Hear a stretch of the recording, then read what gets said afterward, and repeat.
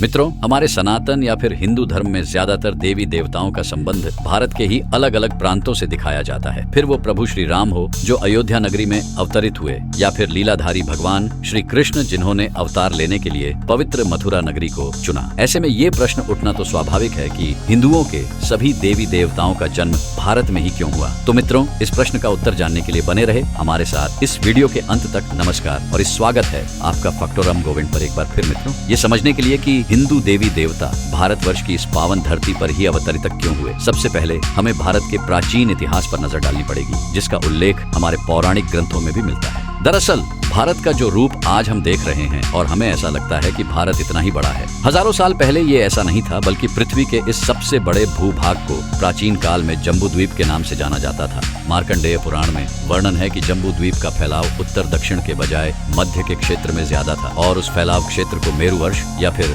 इलावर्त के नाम से भी जानते थे। इलावर्त पहले चक्रवर्ती सम्राट पुरु रवा की मां का नाम था। इलावर्त के केंद्र में पहाड़ों के राजा सुनहरे मेरु पर्वत था। मेरु पर्वत के शिखर पर भगवान ब्रह्मा का विशाल नगर है, जो ब्रह्मपुरी के नाम से विख्यात रहा। ब्रह्मपुरी के आसपास 8 और भी शहर बताए गए, जिसमें से एक भगवान इंद्र का और 7 दूसरे देवी देवताओं के बताए गए हैं। मित्रों, इसी संदर्भ में हमें एक और मत त्रेता युग से जुड़ा हुआ भी मिलता है, जिसमें ये उल्लेख है कि भगवान राम के काल के हजारों वर्ष पहले प्रथम अनुस सायंभू मन्नु के पौत्र और प्रियव्रत के पुत्र ने इस भारतवर्ष को बस आया था, पर तब इसका नाम कुछ और था। जो मित्र ये सोचते हैं कि प्रभु राम के अनुज भरत के नाम पर हमारे देश का नाम भारतवर्ष पड़ा, उनको बता दे कि इसके पीछे भी हमें अलग अलग मत अपने धर्म ग्रंथों में मिलते हैं। वायु पुराण के अनुसार महाराज प्रियव्रत का खुद तो कोई पुत्र नहीं था, इसीलिए उन्होंने अपनी पुत्री के पुत्र यानी कि अपने पात्र अग्निंदर को गोद ले लिया था, जिसका लड़का नाभि था। नाभि की एक पत्नी मेरु देवी से जो पुत्र पैदा हुआ उसका नाम आशभ था।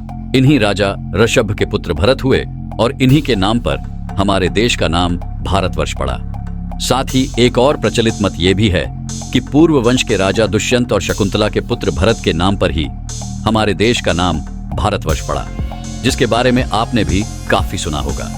हालांकि तब का भारत, जिसे आज के कुछ मनुष्य अखंड भारत भी कहते हैं, उसका भौगोलिक क्षेत्र बहुत ज्यादा विस्तृत था और इसमें वर्तमान समय के कई देश जैसे पाकिस्तान, अफगानिस्तान, श्रीलंका, बांग्लादेश, भूटान, नेपाल, ईरान, इराक और चीन का कुछ भाग इस सभी के अंतर्गत आता था।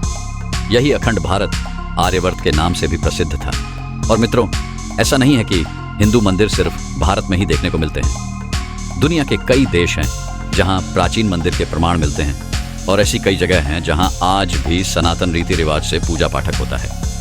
थाईलैंड के राज परिवार पर सदियों से हिंदू धर्म का गहरा प्रभाव रहा है। लोग हैं ये तक मानते हैं कि थाईलैंड के राजा भगवान विष्णु के ही अवतार हैं। सनातन भावना का सम्मान करते हुए थाईलैंड का राष्ट्रीय प्रतीक भी गरुड़ रखा गया है। इंडोनेशिया के जावा में प्रम्भानन मंदिर प्राचीन जावा का सबसे विशाल हिंदू मंदिर है। ये मंदिर खास तौर पर ब्रह्मा, विष्णु और महेश को समर्पित है। इस मंदिर को यूनेस्को ने विश्व धरोहर की सूची में भी शामिल किया है। मंदिर में त्रिदेवों के साथ ही उनके वाहनों के भी मंदिर मिलते हैं और ऐसा माना जाता है कि इस मंदिर का निर्माण 9वीं सदी के आसपास हुआ था।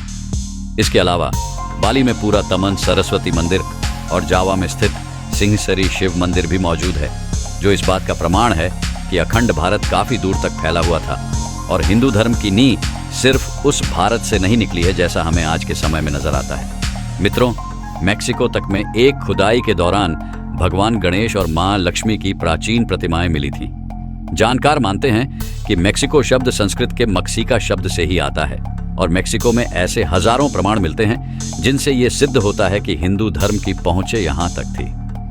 दूसरी ओर स्पेन में हजारों वर्ष पुराना एक मंदिर है जिस पर भगवान विष्णु की प्रतिमा अंकित है। और मित्रों, कुछ वर्ष पहले ही रूस के वोल्दा प्रांत में भगवान विष्णु की मूर्तियां मिली थीं और इतिहासकारों के मुताबिक ये मूर्तियां 7वीं से 10वीं सदी के बीच की थीं। ये गांव 1700 साल पहले एक प्राचीन और विशाल शहर हुआ करता था। सन 2007 में यहां से मूर्तियां पाई गई थीं। 7 वर्षों से उत्खनन कर रहे समूह के डॉक्टर कोसडिंका का कहना है कि मूर्ति के साथ ही अब तक किए गए उत्खनन में उन्हें प्राचीन सिक्के, पदक, अंगूठियां और शस्त्र भी मिले हैं।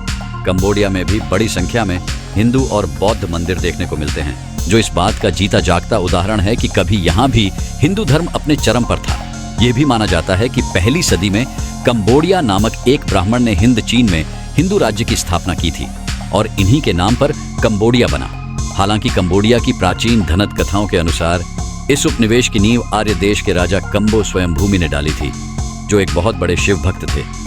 तो मित्रों, उम्मीद है कि आप समझ पाए होंगे कि प्राचीन काल में सनातन धर्म की जड़ें पूरी दुनिया तक फैली हुई थी, और चूंकि आज के समय में हमारा धर्म भारतवर्ष में सबसे ज्यादा केंद्रित है, इसीलिए हमें जो दंत कथाएं सुनने को मिलती है, अपने आसपास की ही सुनने को ज्यादा मिलती है। सच तो ये है कि कालांतर में जम्बू द्वीप के खंडित होने के कारण नए नए देश बनते गए और भारत सिमटकर पहले से काफी छोटा हो गया। उम्मीद करते हैं आपको हमारी आज की ये प्रस्तुति पसंद आई होगी। कोई सुझाव या फिर शिकायत हो तो नीचे कमेंट्स के जरिए हमें जरूर बताएं। ऐसी और भी आध्यात्मिक और धार्मिक जानकारियों के लिए हमारे YouTube चैनल फैक्टरम गोविंद को सब्सक्राइब करना ना भूलें।